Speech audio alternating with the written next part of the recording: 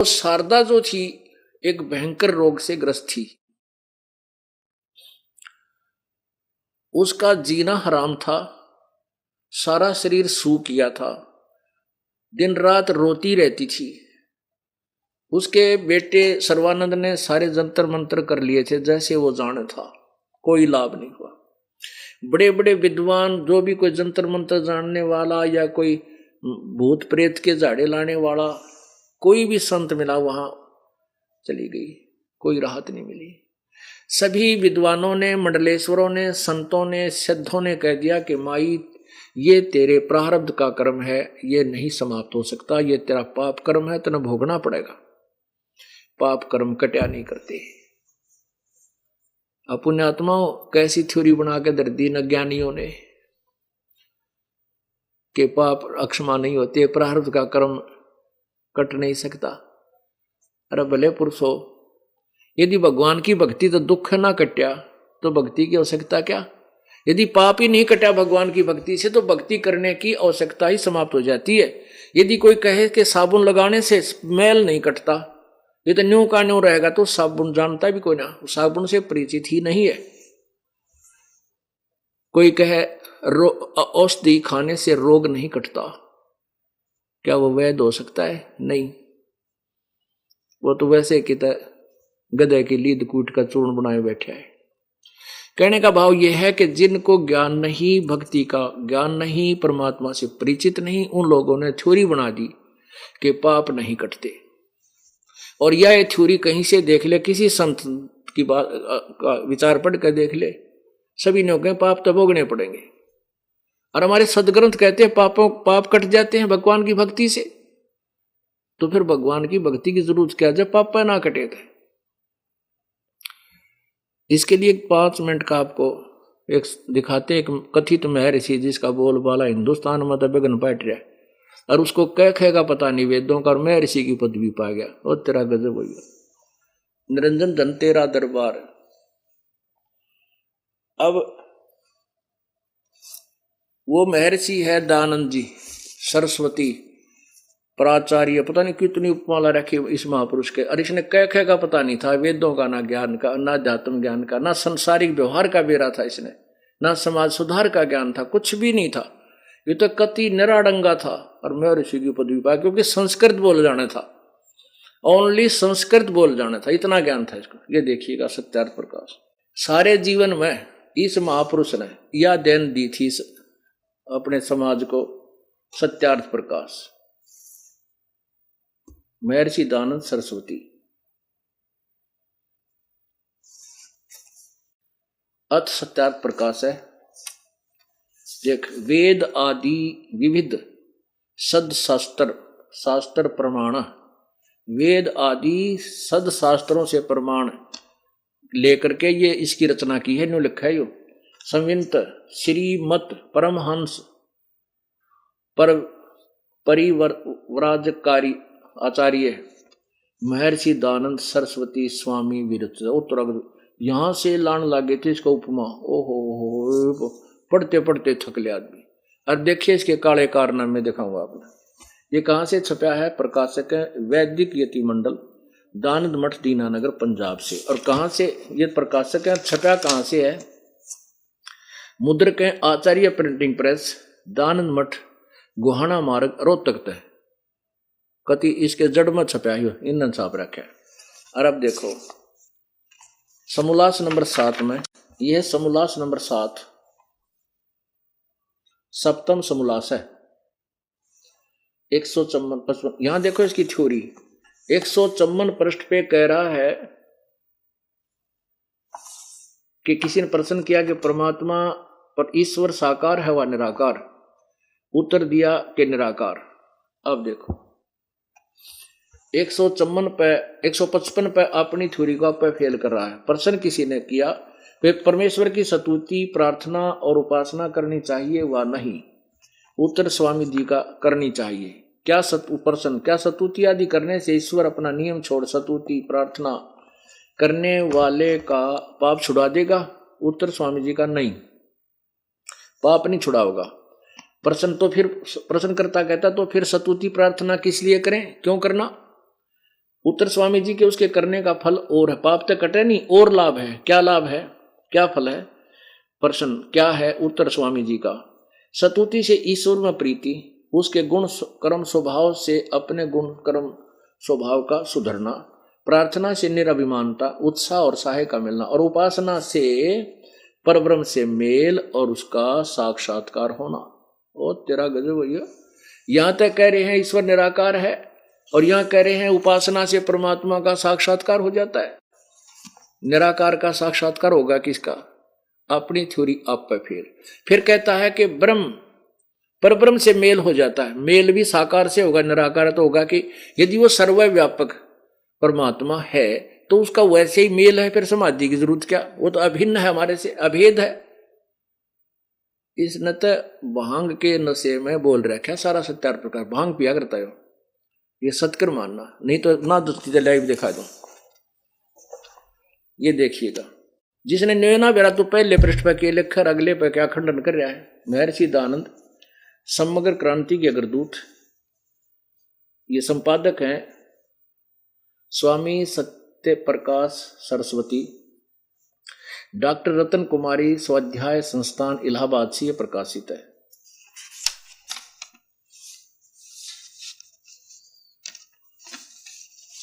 महर्षि दयानंद जीवन व्रत और कर्तृत्व। लेखिका है डॉक्टर उषा ज्योतिषमती MSc D.Phil, और डॉक्टर रतन कुमारी स्वाध्याय संस्थान इलाहाबाद से। इसके आप देखिएगा प्रश्न नंबर 21 पर देखो, प्रश्न नंबर 21 पर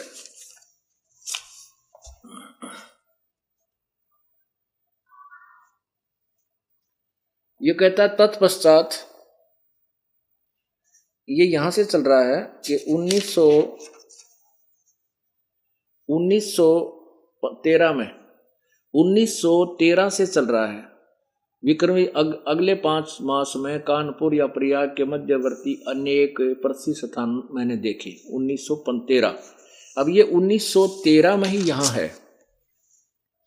कहता 21 पृष्ठ पे, तत्पश्चात जिस वस्तु की खोज में था उसके अर्थ को चल दिया, और असुद सुदी 2 संवत, ये 1913 है ना कि 1313, गलती से लिखा गया है। ये देखा यहाँ 1913 चल रहा है, ये 1913 है यहाँ पर 1913, ये 1913 ही गलती से 1313 लिखा को। दुर्गा कुंड के मंदिर पर जो चंडालगढ़ में है पहुंचा, वहां 10 दिन व्यतीत किए। वहां मैंने चावल खाने सर्वथा छोड़ दिए और केवल दूध पर अपना निर्वाह करके दिन रात योग विद्या के अध्ययन और अभ्यास में तत्पर रहा।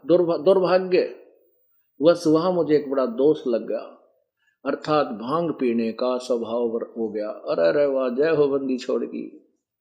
भांग पीने का स्वभाव, अगर चावल तक खाने छोड़ दिए, दूध और भांग पीनी शुरू कर दी, और कई बार उसके प्रभाव से मैं सर्वथा बेसुध हो जाया करता, अन्यों का योग में तत्पर रहता था। आगे देखो 22 पे, दही क्योंकि बहुत खट्टा था, अतः भांग की मादकता के दूर करने में एक अच्छा निदान हो गया। उससे मादकता जाती रही और मुझे बहुत आराम प्रतीत हुआ। यानी भांग पी का पड़ा था और किसी ने उड़ा दही चढ़ा दी कि तो देवता के मान के उसने दही खट्टी थी न, बोला मैंने पी ली और मेरी वह भांग का नशा उतर गया ना, दुखी हो रहा था, बहुत राहत मिली।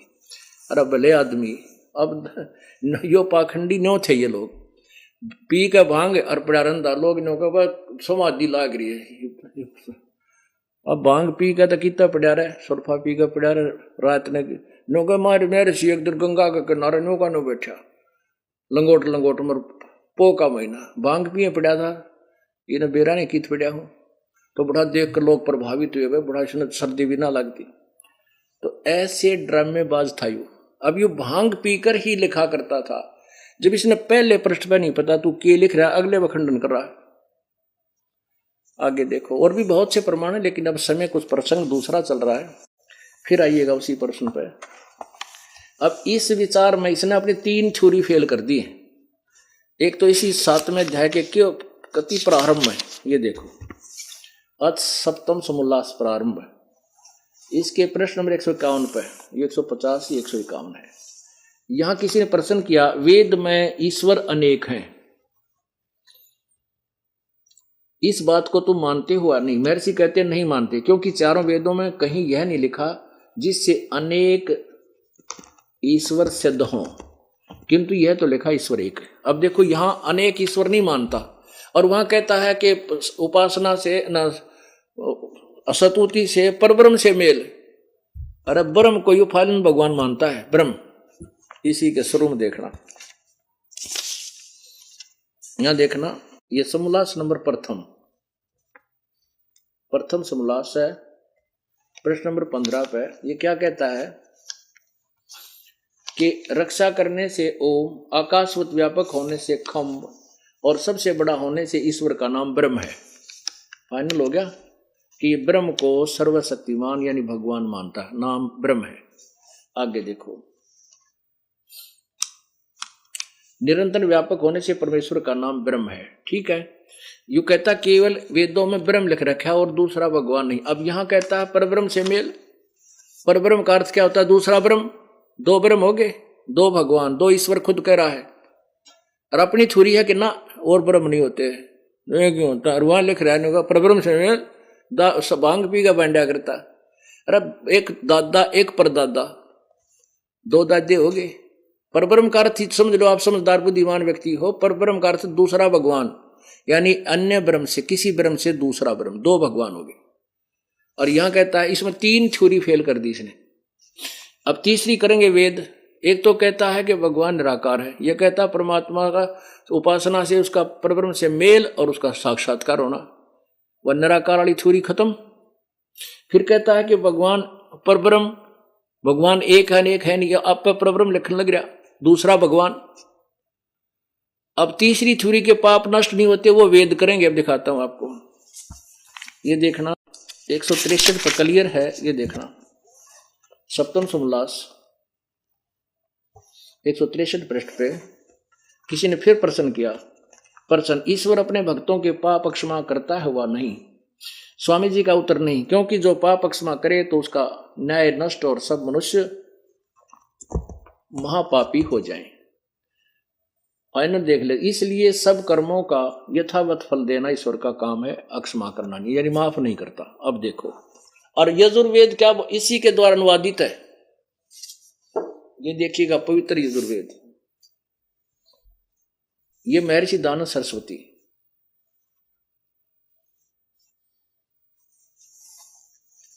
इसका अपना अनुवादित है, ये देखिएगा। प्रकाशक है सार्वदेशी कार्य प्रतिनिधि सभा 2/5 महर्षि दानव भवन, रामलीला मैदान, नई दिल्ली से। यजुर्वेद आर्य भाषा भाष्य संपूर्ण 40 अध्याय महर्षि दानव सरस्वती कृत, इन्होंने अनुवाद किया है। अब देखो अध्याय नंबर 8 का और श्लोक नंबर आपको 13 दिखाते हैं। अब देखिए पुण्यात्माओं, अध्याय नंबर 8वां अध्याय और 241 पृष्ठ पे ये है 8वें अध्याय का 13वां श्लोक। ये यहाँ संस्कृत लिखा हुआ है, देव कर्तस्य अवजनम असी, इसका 242 पर इन्हीं के कर कमलों से अनुवाद है। ये देखिएगा, हे सबके उपकार करने वाले मित्र, मित्र माने परमात्मा जाने, क्योंकि पुण्यात्मा इसने अपनी सारी चतुरता लड़ा दी कि तेरी थ्योरी पकड़ी ना जा, लेकिन वो चोर चराई तूंबड़ी गाड्डा पानी में, वो गाड्डा हुआ ऊपर आवा, सच्चाई इच्छा नहीं ना। इन्होंने प्रथम अध्याय में स्पष्ट किया है कि मित्र का अर्थ परमात्मा होता है। ये देखिएगा, यही सत्यार प्रकाश है। इसके प्रथम समोल्लास में प्रश्न नंबर 18 पे क्या लिखा है कि मित्रादि नामों से सखा इंद्रादि देवों से प्रसिद्ध व्यवहार करने योग्य उन्हीं का ग्रहण करना चाहिए। तो इसने क्या उत्तर दिया है, यहाँ नीचे देखिएगा, जो सबसे स्नेह करे और सबको प्रीति करने योग्य है वह परमेश्वर सबका सच्चा मित्र, इसलिए परमेश्वर का नाम मित्र है। यानी यहाँ मित्र शब्द परमेश्वर के लिए ये खुद कहता है ऐसा मित्र। तो यहाँ इसने इसी का प्रयोग किया ताकि छुपाना चाहा है कि मित्र में अतर कर दूं तेरी छोरी फेल ना हो, लेकिन इसमें 7 बार लिख रखा है परमात्मा घोर पाप भी काट देता, नहीं तो ये गोलमोल कर जाता इसको। हे सबके उपकार करने वाले मित्र यानी परमेश्वर, आप देव कृतस्य दान देने वाले के, है अपने वेद कहते हैं दान देने वाले के भी पाप काटता है। कि एन से माने अपराध, एन से शब्द देखना आप संस्कृत में, एन से माने अपराध, और अवैजनम विनाश यानी अक्षमा करने वाले असी माने हो। आप हे सबके उपकार करने वाले मित्र यानी परमेश्वर, आप दान देने वाले के अपराध के विनाश करने वाले हो, अक्षमा करने वाले हो। मनुष्य कर्तस्य, साधारण मनुष्यों के किए हुए एनस्य माने अपराध, एनस्य माने अपराध है, एवजन माने विनाश करने वाले हो, ये भी साथ याद रख। असी माने हो, पितृ कर्तस्य पितर की पिता के किए हुए, एनस्य माने विरोध आचरण के, नहीं विरोध मतलब अपराध की समझो, इन्होंने विरोध आचरण लिखा, एनस्य माने अपराध के, अच्छे अविजनम माने विनाश करने वाले हो, हरने वाले हो, ठीक है। आत्म कर्तस्य अपने किए हुए, एनस्य माने पाप के, एनस्य माने पाप अपराध कुछ भी कहो, एनस्य माने पाप के, अविजन माने दूर करने वाले या नाश करने वाले हो। एनस्य अनस्य अधर्म के अधर्म यानी घोर पाप के भी आप नाश करने हारे हो। जानता हुआ मैं जो कुछ भी अधर्म आचरण किया करता हुआ करूं, वह है अनजान में जो कुछ भी किया करता हुआ करूं, उस सब के, एनस्य माने दुष्ट निपाप के, एवजन माने दूर करने वाले, समझो से नाश करने वाले हो हैं। ओए होए, देख वेद तो कह रहे हैं कि जब आप सत्य भक्ति कर रहे हो और पहले जाने अनजाने में जो भी तुम्हारे पाप खत हो गए हैं उनको पूर्ण परमात्मा कति नाश कर दे, घोर अपराध को भी नाश कर देता है। अपनात्मा वेद और गीता जी तो परमेश्वर के गुणों का यथार्थ वर्णन है। जैसे किसी साबुन के बनाने वाले ने साबुन के गुणों को किसी साबुन के लिए बनाई गई बुक में लिखा है, वो तो सही है। उसके विरुद्ध कोई कहता है कि साबुन पाप नहीं काट सकता, उससे और लाभ होता है क्या कि कपड़ा मजबूत हो जाता है। क्या उसने कभी साबुन देखा है? नहीं, वो तो ढोंगी और पाखंडी मिसगाइड करने वाला एक केवल बकवादी आदमी है। अब औषधि के गुणों में लिखा है कि ये औषधि इस रोग को नाश करती है, और कोई कहता है कि औषधि से रोग नहीं कटता, पहलवान बन जाएगा, तो क्या वो वैध हो सकता है? ऐसे मैं ऋषियों को ने तो ना नाश कर रखा है इस भक्ति ज्ञान मार्ग का, और हम इतने अंधे होकर इनके पीछे लग लिए कि मैं ऋषि दान के सारे ऋषि नहीं हो तो गजब हुई। और इसने कह नहीं बेरा था किसी क्षेत्र का। अब दास इसलिए बुरा कहलाता है कि सच्चाई कहनी पड़ेगी मैंने, क्योंकि मेरे भगवान ने ड्यूटी ला दी।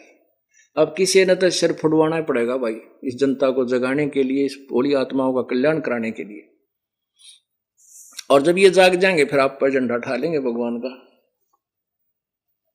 फिर ये आप पर होंगे ऊपर न मुंह करके। जो नकली आचार्य बने बैठे, गुरु बने बैठे हैं, इनकी दुकान बंद हो जाएंगी, ये छुपते फिरेंगे, किताब विदेश में जाकर बसेंगे, ढूंढे भी नहीं पाओगे अपने अनुयायियों का सामना नहीं कर सकेंगे। एक दिन इतना ज्ञान युक्त कर दूंगा इन प्राणियों को, और ये इनकी रांद कटी है गैर संसार जा गया। बात ये डाल रहे, झूठ बोलता है, क्या जाने वो। अब मैं तो नहीं जानता, पर अपने सदग्रंथ तो अपने सामने है, इन्हें तो देख लो।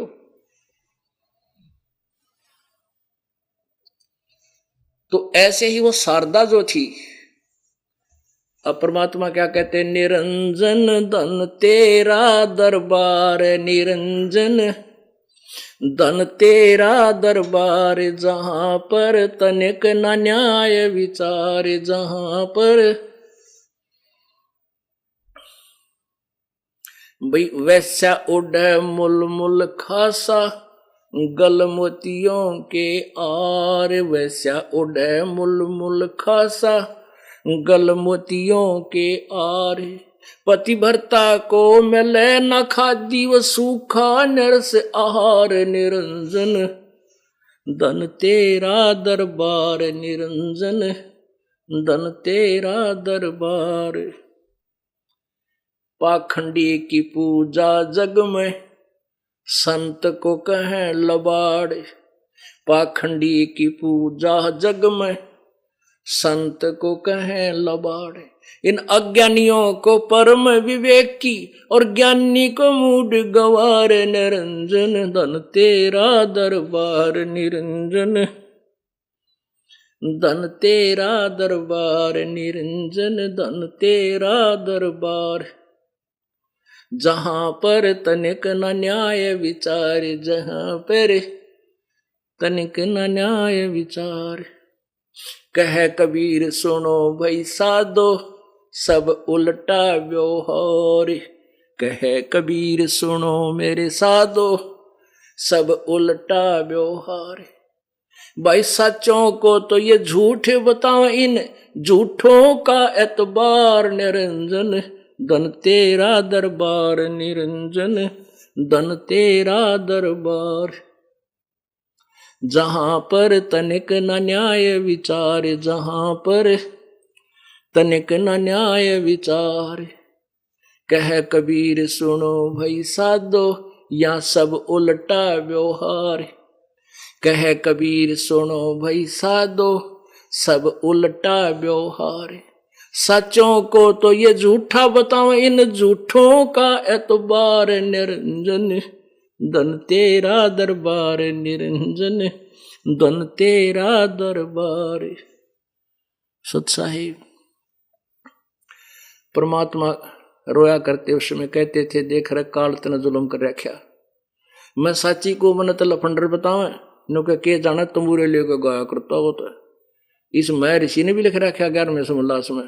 कबीर तो अशिक्षित था, ब्राह्मणों के पास गया पढ़ने के लिए, उन भगा दिया, पढ़ाया को नहीं, अपने आप भाषा बना के उठ पटांग गाने लग गया, तंबूरे ले गाया करता।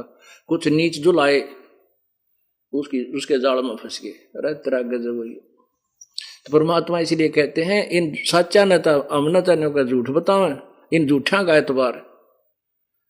और अज्ञानी को परम विवेकी, इसमें ऋषि का इसने दानंद ने तेरा गजब हुई है। ये तो कति झोटे के से दिमाग का था। और कबीर परमात्मा को कहते हो तो गंवार था, मूड था। जिस मालिक ने सारा ज्ञान वहां उस समय खोल कर रख रखा, कति हथेड़ी पर रखा हुआ, आज इस दास को खजाना दिया उस परमेश्वर ने।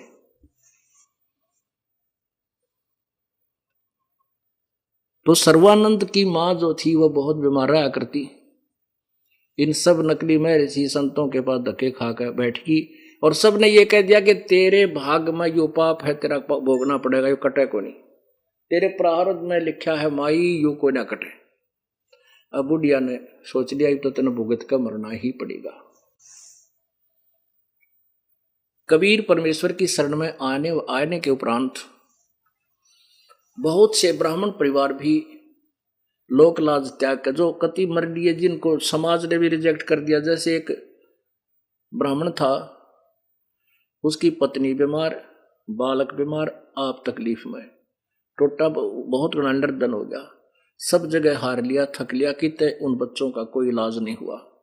और उनके रिश्तेदार भी मुंह मोड़ गए, ब्राह्मण लोग उनके दर्शन से भी अंदर से कुंडी लगा दिया करते, और बच्चा ने कह देते, कह जड़ को ना बाहर जा रहे हैं, कदे यू पैसे मांगना आ जा। तो ऐसा दुखी हो गया वो, कह उसके मन में ये समा गया कि अपना कोई नहीं है।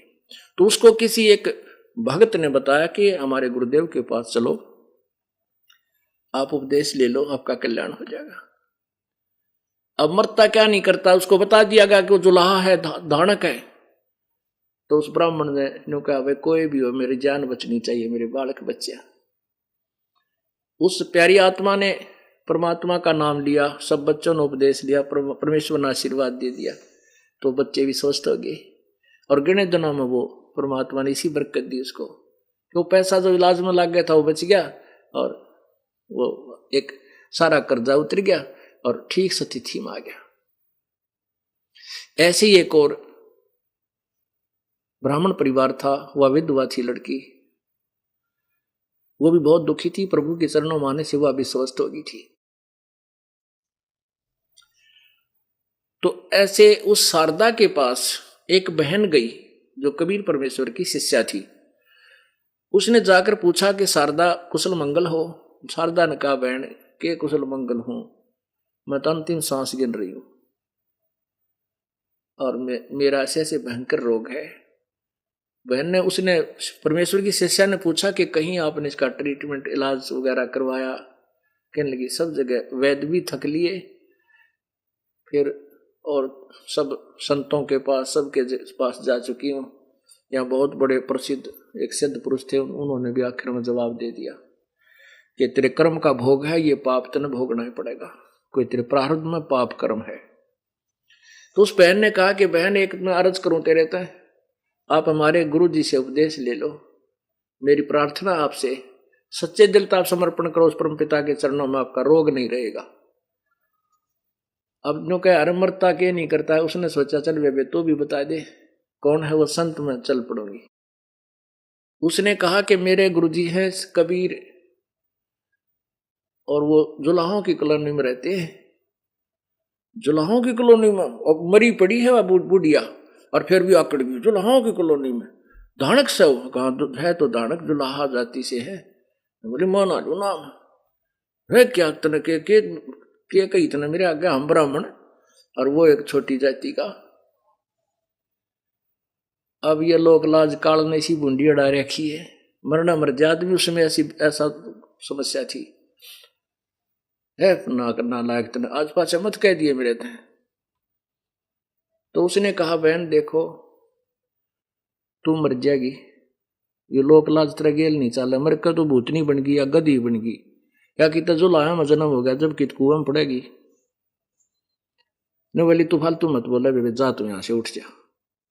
अब बात उठ के आएगी, पर उसने सोचना पड़ा इस बात पर कि सचमुच मेरी मृत्यु हो जा, पुनर्जन्म भी हो सकता है, हो सकता है मैं जुलाहूं मैं जन्म ले लूं। यानी काफी टूटी इस बात तय। मालिक बहुत दयालु है, बहुत दयालु है। काल के जाल ने कबीर परमात्मा तोड़ना जानता, किस तरीके से तोड़ूंगा इसके गढ़ ने।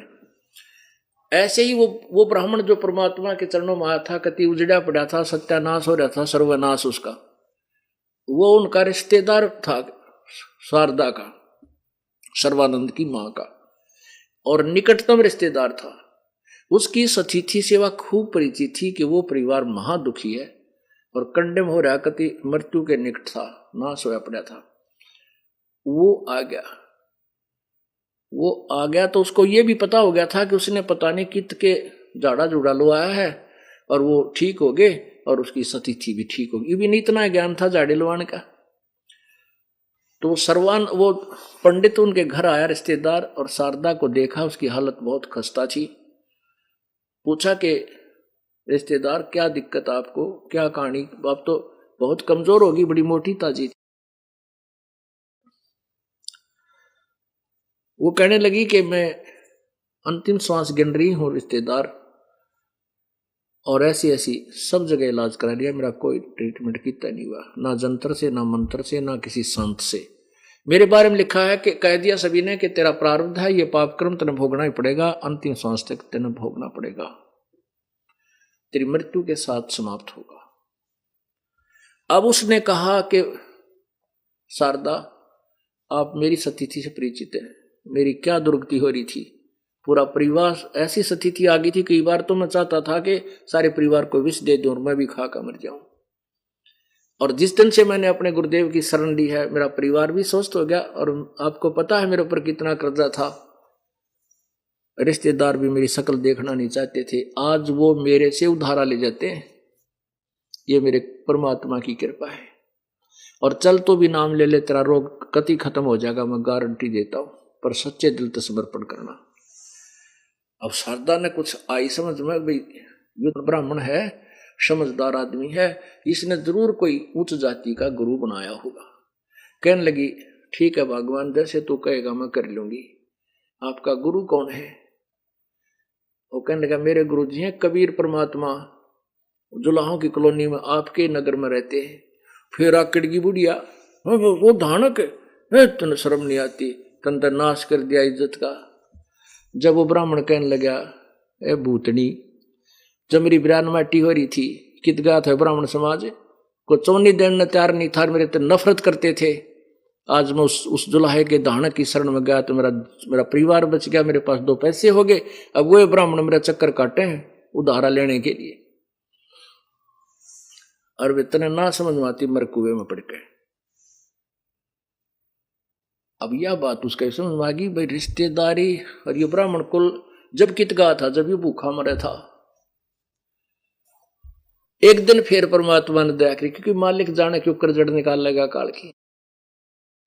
एक और सहेली भेज दी उसकी शारदा के पास के शारदा आजा, मान जा मेरी बात, हमारे गुरुजी से नाम ले ले, आज सत्संग होगा तेरे पड़ोस में। अब देख दयालु कैसे हैं। उस शारदा के 4-5 मकान छोड़ के गरीब से घर में सत्संग था रात्रि का। अब उस सहेली ने, उस बहन ने जाकर के शारदा से कहा कि शारदा आजा, आज तेरे पड़ोस में सत्संग है, सत्संग तो सुन ले, इसमें भी किया है तेरा। नो बोली ना, मैं ब्राह्मण रूढ़ा छोटी जाति वाले की कुकर। पर उसने नो सोच ली कि आज मैं परीक्षा लूंगी इस गुरु की, संत की। उसने क्या किया कि मैं घूंघट काट कर जाऊं। पहले पर्दे बहुत रखा करती थी और किसी के पहचान में नहीं आऊंगी कौन है। यदि इस महात्मा ने संत के मेरे आशीर्वाद देने से मेरा रोग ठीक हो गया तो मैं चरण छुप पकड़ लूंगी, फिर मैं लोक लाज नहीं देखूंगी। क्योंकि समय पर रोटी नहीं, खाना नहीं खा रही थी और बुरा हाल था, सारी रात रो रो कर काटे थी। उसने अपनी जो स्कीम थी पूरी तैयार कर ली। परमात्मा भी पहुंच के पता था अपनी प्यारी आत्मा को कैसे लेना शरण में। बैठ के भगवान का वहां आसन लगा दिया, यानी एक चारपाई पे, और श्रद्धालु 20-30-50 जिसने आए वो चरणों में मत्था टेक रहे थे और अपना अपना स्थान ग्रहण कर रहे थे, इधर लेडीज इधर जेंट्स। अब वह भी आई पर्दा करके। रात का समय उसमें ज्योति जलाया करते थे, जो हवन का काम भी करती थी, देसी घी की ज्योत दीपक खड़ा, और वो हवन का भी काम करती, रात में रोशनी भी रखती। मंदा मंदा टिमटिमाता रोशनी थी, प्रकाश था, और पर्दा डाल रखा था, और से जाके नो चरण छुए। परमात्मा ने सिर पर हाथ रखा और बोले, हे बम, हे सर्वानंद की माँ ब्राह्मणी, आज दानक दौरा क्यों कराएगी, जुलाहे के पास क्यों के आगी, इतने के थूकेगा तेरा ब्राह्मण समाज। अब मालिक ने हाथ रखा था और वह स्वस्थ होगी, कत्ती जैसे उसका बीमारी ठीक हो ना। वही चरण पकड़ दिया और पर्दा दिया उठा कि पकड़ी तो गई है तो भी, और फिर उधर से वो ठीक हो गया, स्वस्थ होगी। चरण पकड़ दिए न, बोले परमात्मा कहाँ छुप रहे थे तुम। परमात्मा बोले, बेटी इस काल ने ऐसा जबरदस्त गढ़ बना रखा है, मेरी आत्माओं को आपस में दुश्मन बना दिया, हिंदू मुसलमान बना दिए, सिख ईसाई न्यारे न्यारे, और जाति ऊंची नीची करके इसे फांस दिए कि मैं किस किस न समझाऊं, या कुआ भांग पड़ी। फिर वह बैठ कर सत्संग सुना, सारी कहानी फरमाई परमात्मा ने। फिर लगातार उसने कई सत्संग सुने, वह ज्ञान से परिपक्व हुई, ज्ञान समझ में आ गया, क्योंकि उसका दुख दूर हो गया था, इसलिए सारी बात सच्ची लग गई थी उस परम पिता की। फिर उसने अपने पुत्र सर्वानंद से कहा, बेटा क्यों डले डोए, कल्याण करा ले, परमात्मा आए हैं, बेटा नाम ले ले, तेरा उद्धार हो जाएगा। तेरे पास कह का भी ज्ञान नहीं, तेरे ज्ञान ने मन 40 साल हो गए सुनते ने, तो नहीं जानता बेटा, कह भी कुछ नहीं ज्ञान तेरे को। ने बोला, माँ किसी बात करे है तो, मैं 4 वेदों का ज्ञाता, गीता जी ने मन कंठ से याद करा के। माँ के बोला गणा बेटा जवान, और कदे नाराज हो जा, अच्छा भाई ठीक है। तो उसने सर्वानंद ने कहा कि माँ मेरा नाम तू सर्वाजीत रख दे। अब शारदा बोली, क्यों बेटा, सर्वानंद के बुंडा नाम है, बढ़िया नाम है बेटा। अगर नहीं माता, बात और है, मैंने सारे ब्राह्मणों को, विद्वानों को शास्त्रार्थ में पराजित कर दिया, और मैं चाहता हूं कि मेरे नाम ही ऐसा रखा जाए कि सब परिचित हो जाएं, सर्वाजीत आ गया, यानी सबको जीता हुआ। उसकी मां बोली, बेटा तने सारे ब्राह्मणों को, सभी विद्वानों को हरा दिया, कति सबको टोटली हरा दिया। तो एक ब्राह्मण, एक विद्वान को और हरा दे बेटा, मैं तेरा नाम सर्वाजीत रख दूंगी, ना तेरी मां नहीं तेरा नाम बदले। अब बता मां कौन है वो? कि मेरे गुरुदेव कबीर परमात्मा, उस विद्वान ने तू पराजित कर दे। नो बोले मां तो बड़ी बोली बाड़ी, वो कि मैं जानता है कोई ना, ईब गया और ईब आया। अब मां बोली बेटा ऐसे नहीं मान लूंगी, कुछ रिटर्न कार्रवाई करके लाने, लिखवा के लाना उनसे। अच्छा मां पक्का ले। अब सर्वानंद पहुंच गया कहाँ? जुलाओं की कॉलोनी में। दिन के 12 बजे, जून का महीना, और जबरदस्त गर्मी पड़े, और एक बैल के ऊपर सारे शास्त्र रखा करता, वो धर्या, वेद भी, गीता भी, पुराण भी, और सारे उनके पृष्ठ श्लोक याद कर रखे। कबीर परमात्मा की एक मुर्दा की हुई लड़की थी, शेख तकी की एक लड़की थी, जो कब्र में दबा दी थी, वह जीवित की थी प्रभु ने, 12-13 साल की। उस समय वह 16-17 वर्ष की लड़की, 18 साल की लड़की थी, कमाली नाम था। वह जुलाहों की कॉलोनी के कुएं में पानी भरे थी, जल निकाल रही थी। उधर से सर्वानंद जी दोपहर के समय बैल के ऊपर शास्त्र लादे आने लग रहा, शास्त्रार्थ के लिए पूरे हथियार लेके, और इतनी जबरदस्त प्यास लगी जब 2 मिनट पानी ना मिला तो मर जाओ। लड़की पानी निकाल रही थी, सर्वानंद ने कहा कि बेटी जल पिला जल्दी, प्यास बहुत लगी है। अब लड़की ने वो पानी पिला दिया, उसने ऐसे कर लिया, लड़की ने पानी पिला दिया। अब जैसे जुलाहों की कॉलोनी में, और उस समय 600 साल पहले सुप्रसिद्ध ब्राह्मण आ जा, तो सारे जुलाई ने देखा करते, जैसे गांव में हाथी आ जा, सब देखा करके आ गया। अब सब देख रहे बाहर निकल के जुलाहे। सर्वानंद जब तक जान न हो रही थी, जीवन अंत होने वाला था, आओ देखा ना, ताव देखा ना, जुलाओ देखा, ने बोला प्या बेटी पानी, फट दे पी के छक लिया ना, जब दर्दम हो लिया। जब ने देखा, कोई देखता तो नहीं है, वो सारे देखे तो कर दे। अपने फिर बकवाद करने के लिए ने बोला, ए लड़की, जो किसका कुआ है, कौन सी जाति का है? वह कमाली बोली, ब्राह्मण जी, जुलाहों की कॉलोनी में ब्राह्मणों का तो कुआ होना तेरा, जुलाहों का ही होगा, ये जुलाहों का कुआ है। ने बोला इतने पहले क्यों नहीं बताया मेरे थे? ने बोला आपने पूछा क्यों नहीं मेरे थे? एक तेरा पेट भर गया बकवाद भागी पंडित जी, तेरी आंखों में जो ना जीव आया हुआ था, जब तेन के पैदे पैनी, और पहले पूछता जो बताती, हाँ पंडित जी जुलाहों का कुआ है, जब जानता तो जानती किसा पंडित है। ने बोला लड़की, यहाँ वो कबीर का घर कहाँ है? ये ढीठ तो हो है, सारी बेइज्जती से कर ले, बकवाद काम इनते। ने बोला वो कबीर का घर कहाँ है? अब जानने वाला लड़की भी की मगज बिठान आया है मेरे पिता, मुंह बोले पिताजी के साथ, गुरुदेव के साथ। ने बोली आजा स्वामी जी मेरे पीछे पीछे, मैं उन्हीं के बेटी हूं और आपको उनके घर छोड़ दूं, अपने घर ले चलती हूँ, आजा। पंडित जी बैल के साथ साथ पीछे पीछे, वह लड़की बड़ी जल्दी ही चल के घर में प्रवेश कर गई, और जल उतार के कहने लगी, पिताजी एक ब्राह्मण आ गया और आपको पूछ रहा है, और उसके ऊपर ना बैल के ऊपर गणेश शास्त्र रख रखे हैं, लगता आपके साथ वो वाद विवाद करेगा। परमात्मा बोला बेटी आने दे, इन सारे सिर फिरे हैं, ये भी कह लेगा जो इसके मन में है, आने दे, बुला लिया उसने, जा। वो बाहर गई लड़की, क्या आ जा पंडित जी, ये हमारा घर, हमारे पिताजी अंदर बैठे हैं। अब पंडित जी अंदर नहीं जावा है, एक लोटा, ने बोली बेटा पानी लायक, एक लोटा ले रहा था वो खाली, ने बोला बेटी जल के लोटे भर दे मेरे ने। अब कमाली ने ला के वो जल का लोटा फुल्लों फुल कर दिया, और डाल दे और डाल दे, कति ऊपर के किनारों तक भर गया लबालब। और ने बोला ले बेटी इस मेरे लोटे को पकड़ और वहां ले जा, धीरे धीरे, जल मत गिरने देना इसमें से, कबीर से कह दे कि ये मेरा जवाब है, इसका उत्तर दे। अब वह लड़की धीरे धीरे धीरे धीरे लेकर गई, पिताजी ब्राह्मण ने जो लोटा दिया पानी का भरा हुआ, जो कहा इसका उत्तर दे।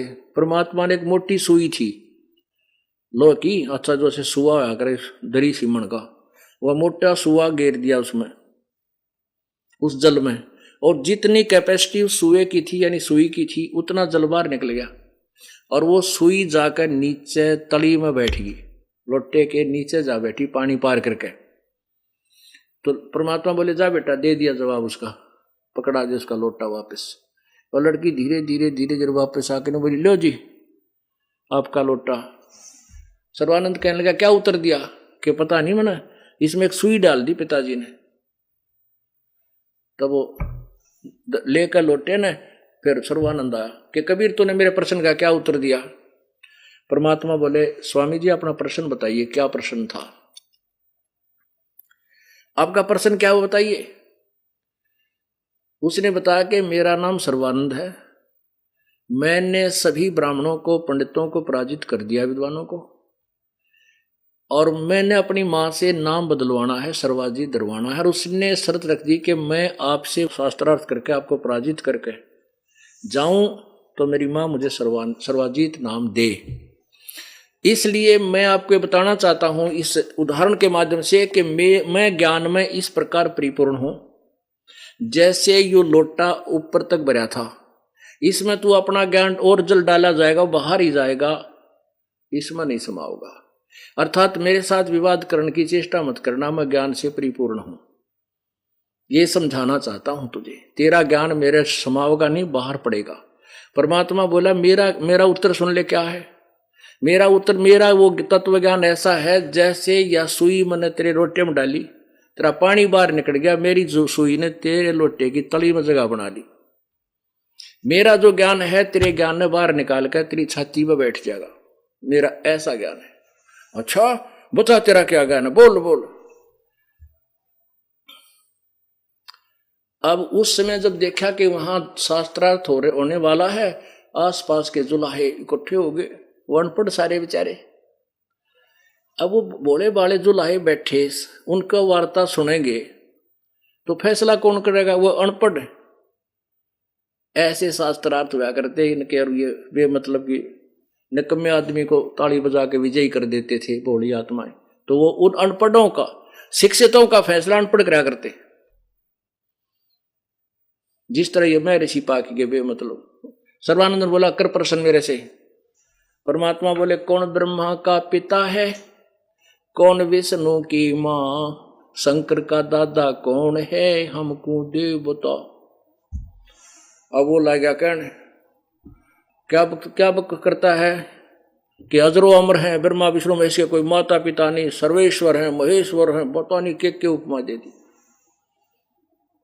अब परमात्मा कहने लगे भाई बात सुन, शास्त्र तेरे पास है, देवी पुराण ला रखिए, कहाँ ला रखिए, खोल उसके तीसरे स्कंद में। अब देवी पुराण संस्कृत में, वो पहले शास्त्र संस्कृत में थे, अब हिंदू अनुवाद हो गया। देखिएगा पवित्र देवी पुराण, गीता प्रेस गोरखपुर से प्रकाशित है।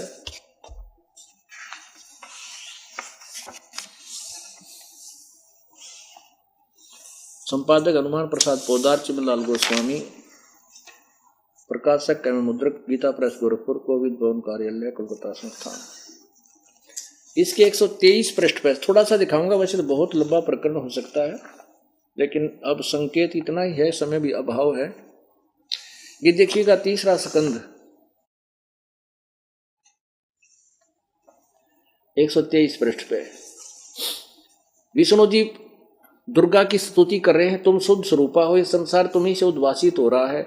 मैं विष्णु, मैं अर्थात विष्णु, ब्रह्मा और शंकर, हम सभी तुम्हारी कृपा से विद्यमान है। हमारा आविर्भाव मन जन्म, तिरोभाव मन मृत्यु हुआ करता है।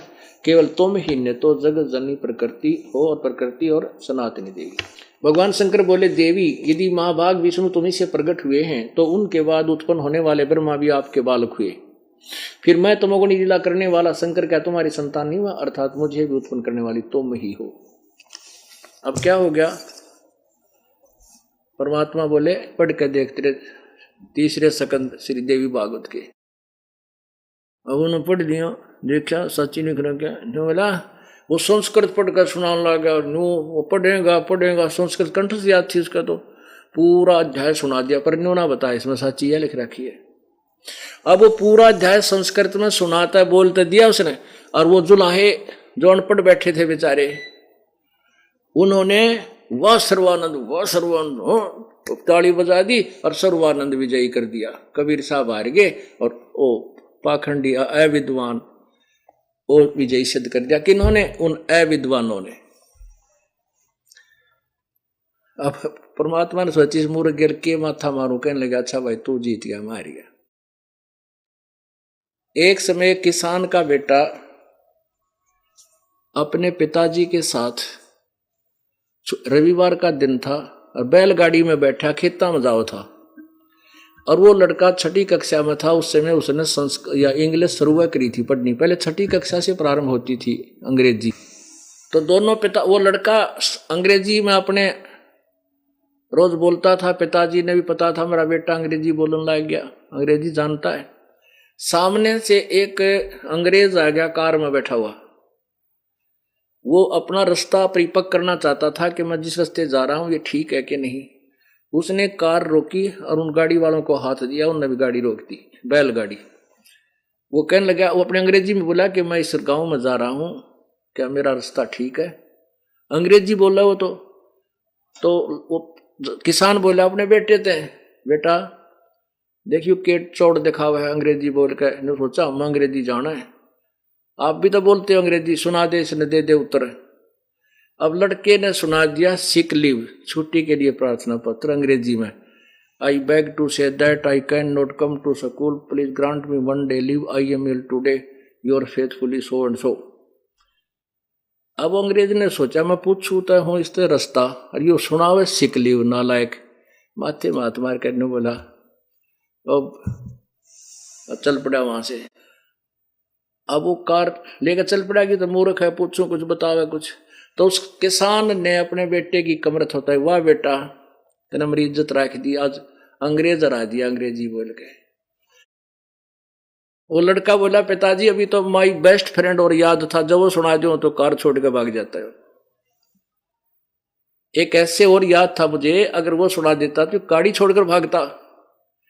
तो पुण्यात्माओं यही से विद्वान थे, परमात्मा प्रसन्न क्या कर रहा है, वो सुना रहा, पता नहीं कौन से अध्याय के कौन से कंठ से याद थे, वह संस्कृत ना उन सामने वाले श्रोताओं का समझ में आवे। तो परमात्मा बोला भाई के माथा मारो इसने कमे गेला, अब जो हार जीत करनी है वो कि मैं जानते कोई ना, ये ना हार जीत कर दी। परमात्मा बोले भाई तू जीता मैं हार गया, चाहे तो अपने घर ने पीछा छोड़ मेरा। मैं बोला ऐसे थोड़ा ही, मेरी मां ने कहा लिखवा के लाना। परमात्मा बोले लिख ले भाई, तू ही मत अनपढ़ हूं, अंगूठा ला दूंगा। उसने लिख लिया कि शास्त्रार्थ में सर्वानंद जीत गया और कबीर हार गया। परमात्मा ने अंगूठा ला दिया, एक आधे गवाह के भी दस्तक करा लिए वो श्रोताओं के। अब लेकर अपनी माँ के पास गया, कति चौड़ा होकर के जाते कहने लगा माँ ले 2 मिनट बिना टिक्या मेरा आगे जाते हार मान ली। अब बेटा पढ़ कर सुनाता है। अब वो पढ़ कर सुनाने लगा, उसमें क्या पाया कि शास्त्रार्थ में सर्वानंद हार गया, कबीर जीत गया। वो तरह का जो भैया ने बोले माँ मैं जो ना धोखे से लिखा गया मेरे से, और मैं अब जाता हूं दोबारा लिखवा के लाता हूं। अब जा बेटा दोबारा लिखवा ला। अब परमात्मा ने जाके कहा कि कबीर जी मेरे से ना मैं कई दिन शास्त्रार्थ में रहा ना, रात को नींद आती, इसलिए मैं लिखने में गलती होगी, एक बार फिर लिखना पड़ेगा। अब लिख ले, मेरी कौन सी शाही गेस है। उसने फिर लिख लिया, शास्त्रार्थ में सर्वानंद विजयी हुआ, कबीर हार गया। परमात्मा ने फिर अंगूठा ला दिया। अब लेकर फिर गया, वो पढ़ने लगा, फिर देखा शास्त्रार्थ में कबीर साहब विजयी हुए। अन्नो पढ़ते चुप हो गया, ने बोला अरे क्यों बोलती बंद होगी, पढ़। उसकी मान तो बेरा था, मूर्ख बकवाद कर रहा, किस गेला टकरा गया, पढ़ गया। ने बोला माँ मेरे से ना भूल लाग जाए, गलती से लिखा गया, 2 अक्षर तो नून नून लिखे गए। अब बेटा फिर तीसरी बार फिर गया, फिर लिखवा लिया। अब उसने सोचा कि मैं इस घर से बाहर पढ़ता हूँ अपने घर से तो ठीक अक्षर है, अंदर जाने के बिजली पड़ा है। तो वो अपने द्वार में प्रवेश करता करता न्यू दृष्टि काट रहा। अब उसकी आंखों के सामने अक्षर उलट पलट हो गए। उसकी मां बोली रे बोली वे, कति कलेजा पकड़ के बैठ गया, डर गया वो, कलेजा पकड़ के बैठ गया। नो बोली रे निकम्मे, इतना शर्म आई कुछ? परमात्मा ने जो शब्द कहे साची थे कि झूठे, तो अपनी आत्मा से कहते मेरे सिर पाद रखे, अकमा सारे साची थे, पर मैं अहंकार व स्वीकार नहीं कर पाया। ईब के सलाह तेरी अक मैं नाम दूंगा, अग पटक देन पोछा नर चाल मरी गेला, नु बोला तू चाल मरी गेला, मन शर्म आवे हक चाल यो रोग में कटवाऊंगी तेरा। वाले उस सर्वानंद ने परमात्मा के चरणों में घेर दिया, बेटा कल्याण करवा दे, क्योंकि माँ अपने बेटे को कभी भी दुखी देखकर राजी नहीं होती। उस दिन के बाद उस सर्वानंद ने नाम ले लिया। फिर उस सर्वानंद की कोई ना माने, न कोई भी झूठा पागल है, ये तो पागल बना दिया, फिर नहीं के प्यार दिया, ये भी उल्टा बोल रहा है। तो पुण्यात्मा वो समय कुछ ऐसा था कि सब अशिक्षित थे। अब ये समय परमात्मा ने पहले सिलेक्ट किया था कि इस बिचली पीढ़ी जब आएगी, जब देखूंगा इन्हें। जब पहले आए थे परमात्मा, वो पहली पीढ़ी थी, आज से 600 वर्ष पहले सब अशिक्षित थे, शिक्षा नहीं थी हिंदुस्तान में।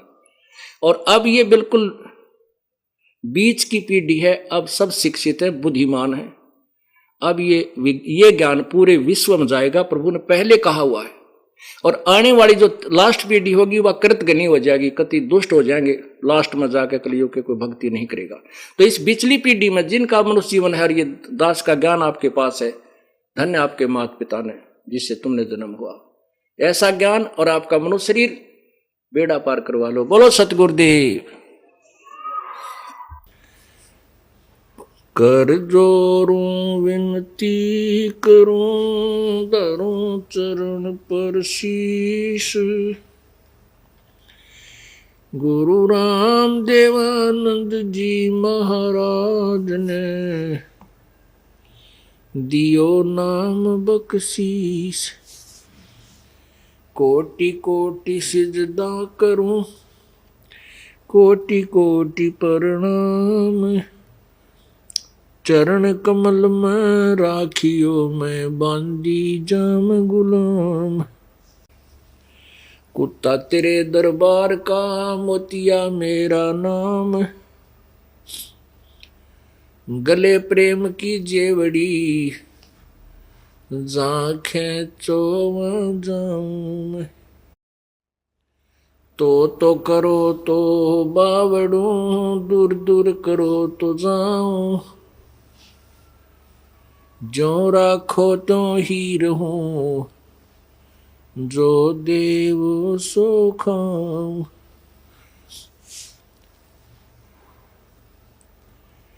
जय इब कै सतगुरु मिले, सब दुख आँखों रो, चरणों ऊपर शेष धरूं, कहूँ जो कहनी हो। कबीर साईं मिलेंगे, पूछेंगे कुशलात, आद अंत की सब कहूँ अपने दिल की बात। गुरुजी तुम ना भूलियो, चाहे लाख लोग मिल जाही, हमसे तुमको बहुत है, तुमसे हमको नाही। तुमरे विसारे क्या बने, मैं किसकी शरण में जाऊं। शिव ब्रंच मुनि नारदा, इनके हृदय न समाऊं।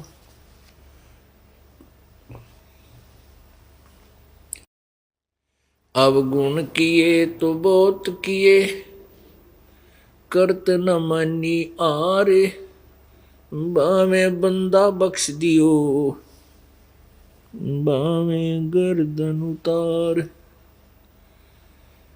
अवगुण मेरे बाप जी, बख्शो गरीब नवाज, जो मैं पूत कपूत हूँ, बोहर पिता को लाज। मैं अपराधी जन्म का, नक्सक बरे विकार, तुम दाता दुख भंजना, मेरी करो संवार। बंदी छोड़ दयाल जी, तुम तक हमरी दौड़े, जैसे कागज जहाज का अब सूझे और न ठोर।